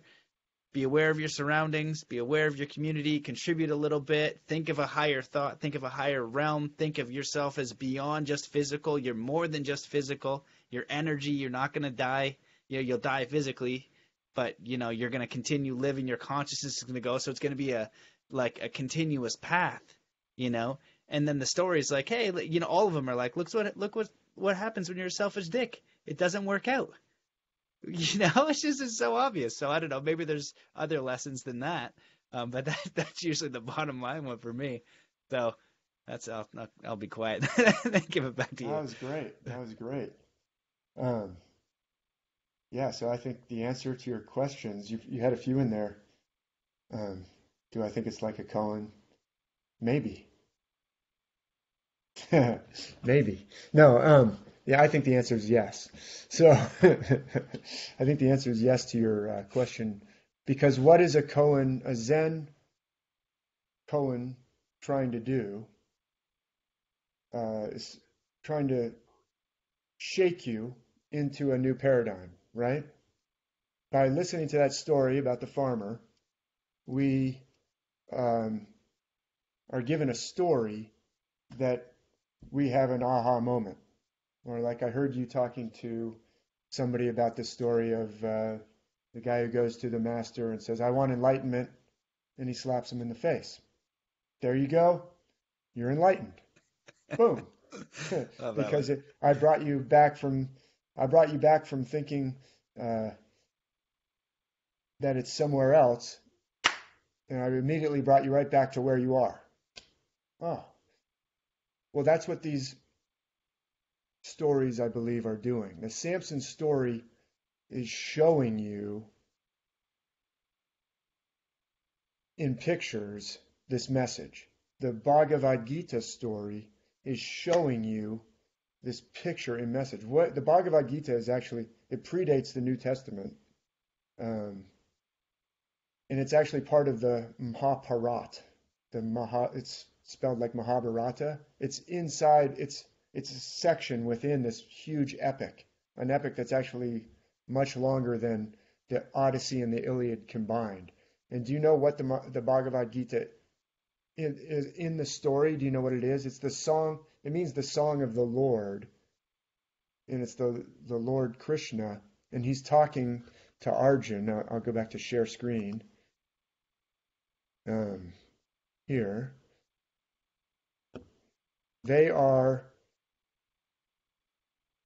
This is Arjun and Krishna. They're on the eve of battle, right?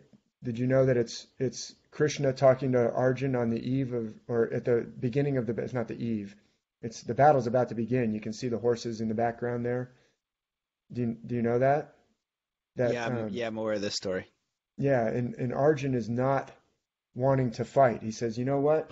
I don't want to kill my uncle or my, or my martial arts teacher from and he happens to be on the other side. I can't fight against them. I think I'll just sit out in the middle of the battlefield, and if I die, I'm just going to lay my weapons down. He's having doubts about whether he should even do this. And then Krishna begins the Bhagavad Gita and tells him, well, Arjun, let me start to tell you some things. So the situation itself actually lines up with Krishna is the charioteer. I'm still on the phone. Krishna is the charioteer who is divine. He's the Lord Krishna. And he is talking to doubting Arjun. Arjun is having doubts. Okay, that is a parallel. That's a direct parallel to doubting Thomas in the Bible. Thomas is having doubts, and he finally encounters the risen Christ, and then Christ says, don't doubt, believe, put your fingers here. And I've heard you talk about, your own practice, your own coaching that you do. You tell people not to get caught up in, when you're, I don't know, if you're about to lift clean a heavy weight or take a critical shot on the goal, you probably shouldn't have, what are the words that you say? Don't not. Oh, don't not know. Don't not know. That shouldn't be going through your head, right? Doubting Thomas. Thomas actually has a place. Arjun actually has a place. We actually need our lower self as well. We need our doubting capability, right? You need to have doubts. You said, hey, shouldn't we doubt what we're being told about the earth being round? I mean, I haven't seen it. Yes, you should use we were given these critical facilities for a reason. You should have the ability to ask questions like, well, is there any evidence that you can show me besides these pictures? Is there any way I can know that the earth is round? Or if you tell me that this is what happened with the Kennedy assassination, should I check that out? Or 9/11? Yes. Or if I leave the house, I like to use this one, and I have some doubts that I turned off the stove after I cooked some scrambled eggs for breakfast, would it be wise maybe to go back and check? Yes. So we do have a place for doubts, but they should be under the control of our higher self. When Arjun goes out on the battlefield, who's his charioteer? Krishna. Who is steering the horses? Krishna. So the lower self is necessary, but who should be in charge? As the more we can have the higher self in charge, the better. And so the more we can become integrated with our higher self, the better. So in the story of doubting Thomas, he finally says, my Lord and my God. He shows the correct relationship between the higher and the lower. You should be getting in touch with your higher self and letting your higher self be the charioteer. So when you're meditating, there's um, Upanishads that talk about the chariot is the chariot is your body, and it's being pulled around by the senses and the mind. Well, you should be giving those horses can pull you off a cliff, but they're actually, you want to have strong horses, right? We just want that power to be under control. So what do you have to do? You have to give the reins to your higher self as much as possible. So the more that Krishna is in charge of the senses, when my horses try and run away, if I can get my higher self I can put my higher self in charge of the senses, then it's like, oh, okay, I really want to hit that guy, but wait a minute. I don't have to go where the horses are pulling me, because I can take a deep breath and say, you know what, you're right. I'm sorry. I'm sorry I was accidentally looking at your girlfriend. That was my bad. Let's not get into a fight about it. I don't need to prove anything, and that was a mistake, So that's what I think the higher self and the lower self is being shown in the Bhagavad Gita. And in fact, in the Bhagavad Gita, we've got the same constellations. A lot of those constellations are the war chariot that they're sitting at, and I believe lines up with Ophiuchus. And the reason is, I don't know if you're familiar with this little detail, but on top of the chariot, there's a special banner. When they go into battle, on Krishna's war cart, there's a special banner that actually has the god Hanuman on top. Did you know that he's up there? The monkey-headed god is on top of the chariot, and he's a god, and he actually roars, and by having that banner on top of the chariot, it helps Arjun in the battle. Well, right on top of Ophiuchus, there's another constellation. This is the constellation Hercules, that I believe lines up with Hanuman. I believe that Hanuman is a Hercules figure. We don't really have time to dive into that, but I have explained it in some blog posts. You don't have to buy my books to read about that. But so this scene is celestial to tell us that it's talking about spiritual things. It's not just a battle that happened in thousands of years ago in India. It's not primarily a historical narrative. It's talking about you getting in touch with your higher self. And by the way, your lower self is going to have doubts. So that's why you have to get in touch with your higher self, because those doubts are going to sabotage you, just like doubting Thomas and doubting Arjun. They need to get in touch with their higher self.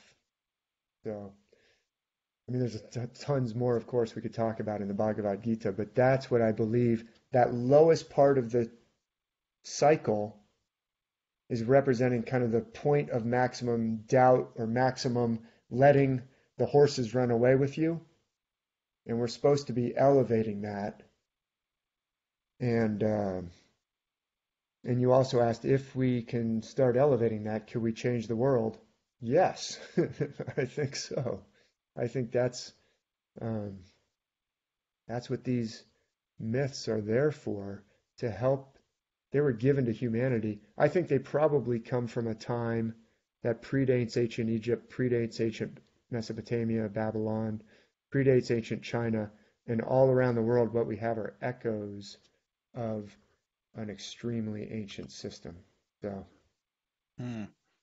Wow. Well, man, I love that. And what I was thinking about when I was looking at that, and I'm so glad the Bhagavad Gita's come back up, because it was a powerful book for me to read. I read it maybe 2 years ago, two or three winters ago, I think 2.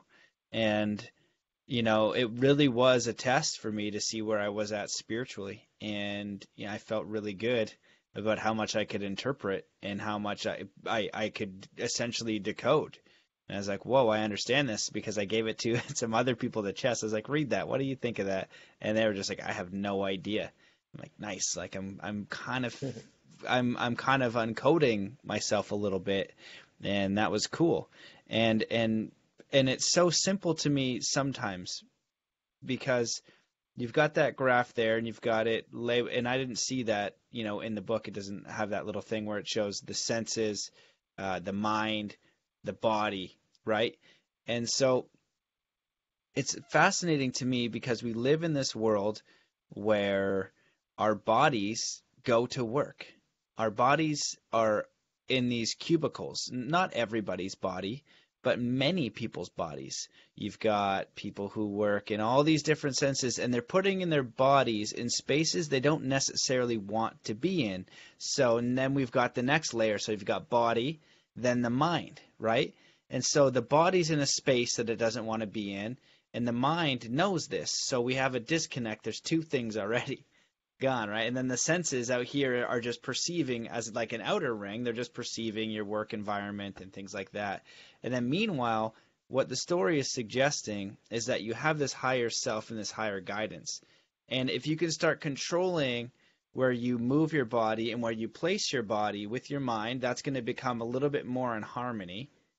And then you're going to have a greater connection with the higher self. It's going to have less doubt, and it's going to expand the senses. And for me, if people can start really paying attention to how they feel, to where they're putting their bodies, do you want to put your body there?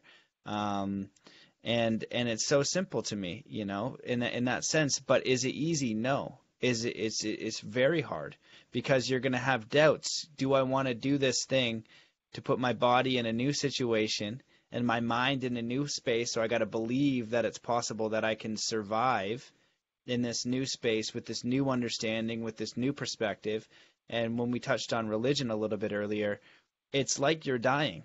If you grew up, it's like the J.P. Sears has this hilarious Christmas video. It's so funny. It just talks about, Santa Claus. He's like, I remember when I realized Santa Claus wasn't real, and he was like this bearded man in the sky who, watches you all the time and rewards you if you're good and punishes you if you're not. It's pretty hard when I realized that. But then a week later, I found Jesus, this bearded man in the sky who watches me all the time, who rewards me if I'm good and punishes me if I'm not. It just draws it out so obviously, and you're like, oh man, like that's interesting too. And so when we can kind of go a little bit beyond and find those lessons, find those things that resonate with us, find the core of that message, and move towards like our own truth. I'm kind of rambling and lost my train of thought a little bit, but really the idea, I think, that is looking at these things that we're more powerful than we give ourselves credit for. And we sign up for these realities and they don't feel good, but it's hard to change them. And so if you go, that's the kind of thought that's coming back. So if you go and you're living your whole life and this is what you believe, and you have to start looking at new evidence, and you're 20 and you're 30 and you're 40, that's really hard to do, and I have compassion for that. Really, it's just like the old stubborn grandpa, he's set in his ways. That's the way. And now, though, the difference is we have the internet, and that's the first thing that's changed everything.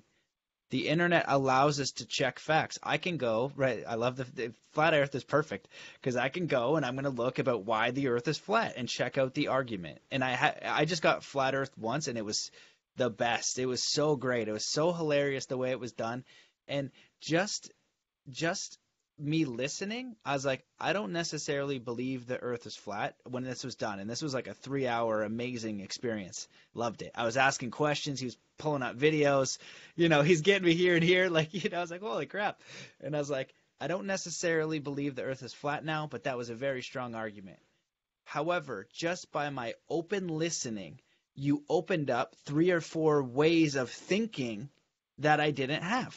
It's like, it was just, I was like, dude, I just thought about not just, like I would think about skateboarding differently all of a sudden because I opened up to this thought, because it opened up these little pathways, not necessarily saying the whole theory was correct, but I'm open to that. And that's where I think people can really have a powerful lesson, is just let the evidence come in, and you can kind of tell when people are just talking smack, but let it in anyway, because their perspective is their truth. And maybe you just find that little grain of a nugget and you're like, thanks for sharing, man. I don't agree with that, but that was passionate little nugget there. So, this has been, I think that there's so many different things coming out with how we're understanding our reality. And this is another code that we're going to be unpacking, and the stars are one of the most ancient codes, and the mythos are ancient lessons, and they're simple lessons, but they're not being embodied. That's the whole point. That's why we're still learning this. We are in what do they call it? Like a little kid church. What is that? Whatever. Sunday school. Yeah, right. We haven't even got the basics yet, because we screwed up the story. We haven't even got the basis yet of stop murdering everybody. Stop saying that you're different, so now I murder you. We're not even there yet. So how are we supposed to travel to the stars and be open to like a galactic federation and other species and expansion and Men in Black and all that possibility if we can't even sort out shooting our neighbor next door because he looked at us funny and he believes something different? So that's my rant, and I'll leave it there. And we have been going for a while, so I'd love we to should ask wrap you, it up so it's not too long on the. Yeah, but let me react to a couple things, and then you can ask your last things. But okay. Yeah, I mean, because if the podcast said or the video says 32 hours, no one's going to click on it, right? They might. But yeah, you said a few things that are really worth touching on. Just a couple. The Santa Claus. I don't think it's actually wrong to learn the Santa Claus story. So Santos Bonacci, who actually, it's interesting, he's become super pro flat Earth and says, bad things about you if you're not flat Earth. But I learned a lot from Santos Bonacci about connections to the stars. He talks about them as well. And he talks about Santa Claus as, that's actually great to learn about Santa Claus because it actually relates to the pineal gland. But when you first learn about Santa Claus, you don't teach a 3-year-old, I'm going to tell you this story that's about the pineal gland. You tell them the story, and then later when they're ready, you say, do you know what that's really about? And then they can go, whoa, it's just like Mr. Miyagi and Daniel-san in the first Karate Kid, where he's waxing the car, and he doesn't know what it's about, right? Mr. Miyagi? I don't know. You're gonna have to refresh on the pineal gland. Can you give me like the basis of that one? I know I've heard it before, but I would love a summary update Cole's note of the Santa Claus pineal gland, because that's even the way that you're explaining it's very powerful, right? If you start with the mythos in the story, then you get the correct lesson. Now we're really accelerating our knowledge of ourselves, and then hence everything else, because we are connected to everything else, including the stars. That's what I think the myths are doing. So you can know the Samson story or the story of Solomon, and then someone says, you know what? That's not really about Samson. That's about you. That's not really about Solomon. That's about you. Oh, what do you mean? Well, you can have wisdom, or etc. So the pineal gland argument is actually Santos Bonacci's argument. It's not my argument, but it has to do with, to do it justice, go search on YouTube, Santos, pineal, Santa Claus, and you'll find it. Cool. To do it justice. I don't want to, that's his research. I'm not an expert in it, but it has to do with coming down the chimney, where the pineal gland is. It'll drip into the back of your mouth if you, it drops the fluid. So it has to do with bringing the presence down the chimney.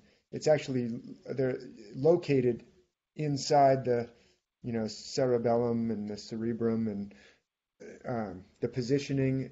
All of his argument has to do with that, the actual anatomy of the human brain and what the pineal gland does. So, but that is the esoteric method. It's to teach. You don't understand it at first necessarily, but that's not bad. You know it before you know it. So Daniel-san in Karate Kid was learning wax on, wax off. He didn't know what he was learning, but he actually knew something. And then he goes up to Mr. Miyagi and says, I'm so tired of waxing your car, painting your fence. when am I going to learn some karate? And Mr. Miyagi says, Daniel-san. He doesn't say anything else. He just says, Daniel-san, show me wax on, wax off. And he punches him. You already know karate. I was teaching it to you. You didn't know I was teaching it to you.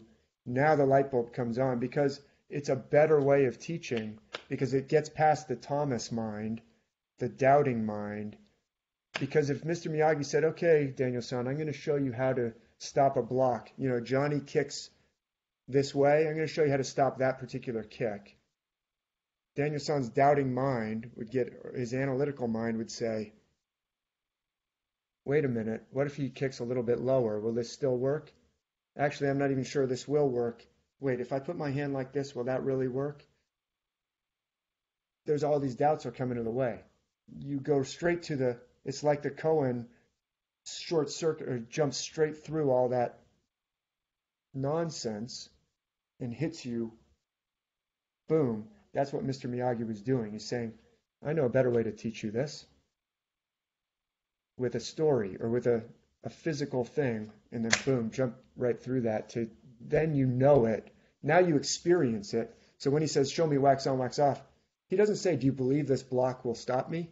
He just says, show me wax on, wax off, and he punches him. You have to feel it. Now you know that it can stop that particular force or whatever. So I believe that's what these myths are doing when you go, do you know what Samson is really about? Oh, whoa. Then you get it at a different level, just like Daniel-san did. So your Santa Claus story, Santos Bonacci says, if nobody ever tells you the reason you learned the Santa Claus story, how sad is that? You know, if you never knew that it's the pineal gland and you can have DMT or whatever, your brain can produce it all by yourself. Ooh, I didn't know that. If you just stay at wax on, if all you ever do is wax the car, well, that's not good. I mean, Daniel-san was made for something more, or Daniel-san actually needed something more. He was in a bad situation. He's getting beaten up. And if somebody came up to him and said, don't listen to that Miyagi character, because he's going to tell you that this is about karate. Don't get any funny ideas. This is about waxing the car. Well, it's not going to help him when Johnny comes and beats him up, because all he knows is wax the car. Actually, he knows karate, but he doesn't know that he knows karate. He's been taught it, but someone told him it's only for waxing the car. So I just wanted to latch on to your Santa thing, and we should really probably cut it off.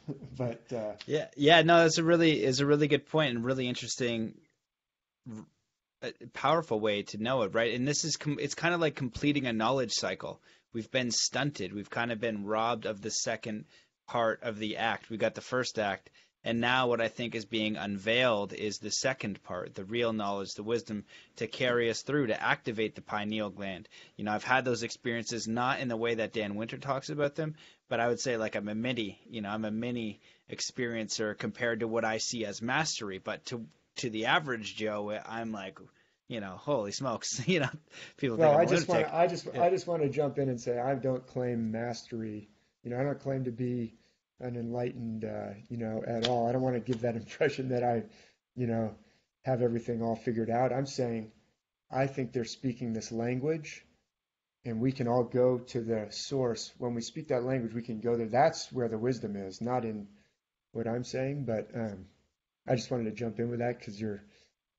Yeah. No, I'm with you. Yeah, and I wasn't, projecting on you or whatever. It's just it's now we have access to this knowledge to experience it for ourselves.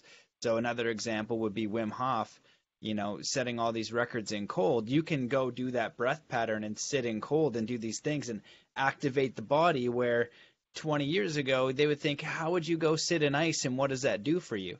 Right? People are having massive healing from Wim Hof breathing. They're having these they're really understanding their body because there's a method and a way of doing it. They have yoga, right? People who go down the yogic method, right? So, from my experience, I like to practice these things and do them. And I know, from people that I can look at and learn and where they set the bars of mastery. And we're all we have the option to code ourselves, right? How do we want to decode ourselves? And they say there's a million different paths home. choose the one that you want, and just whatever resonates, you're gonna kind of like climb a tree, pick the branch you want. You could do it through ballet, you could do it through art, you could do it through whatever. You could do it through anything. So the last question that I was going to ask you was just, first, just to appreciate you coming on and sharing your knowledge and spending your time and going into such detail and really just your work. 7 books it's a lot to do, and you're going to give a massive head start to a lot of people.